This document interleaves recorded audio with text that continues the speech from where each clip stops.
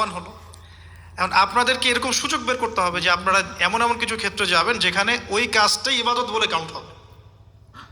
Tough, কিন্তু impossible না।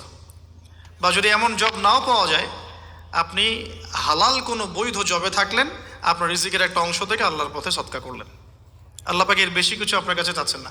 জাকাত ফরজ হয়ে গেলে জাকাত দিলেন, নফল দান সদকা করলেন, এতটুকু। আপনার পরিবারের পিছনে খরচ করলেন, আল্লাহর হক আদায় করলেন, জনগণের আমরা যেটা বলি মানুষের হক সেটা আদায় করলেন। এরপরে আপনার আসবে বিয়ে শাদীর ব্যাপার স্যাপার। বিয়ে শাদীর ব্যাপার স্যাপার আগে আনলাম না কেন? কারণ ওই দরকার আত্মনির্ভরশীল না হলে তো মেয়েরা আপনার কাছে আসবে না।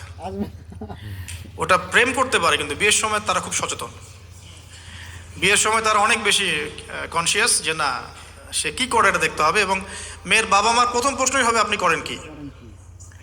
আপনি সুফি মানুষ, মনে করেন আপনি হচ্ছেন কি বলবো, যে আপনি হচ্ছেন মুহাদ্দিস, আপনি মুফতি, আপনি হচ্ছেন মুফাসসিরে কোরআন, কোনো দাম নাই। মেয়ের মায়ের কাছে এটার কোনো দাম নাই, মেয়ের বাবার কাছে এগুলো কোনো সাবজেক্ট না। ইল্লা মাশা আল্লাহ, এর বাইরেও কিছু মানুষ আছেন। কমন একটা ট্রেন্ড বললাম। প্রথম কোশ্চেন তারা করবেন যে আপনার স্যালারি কত, এবং আপনার জব আছে কিনা, আপনার বাড়ি আছে কিনা, ইত্যাদি ইত্যাদি।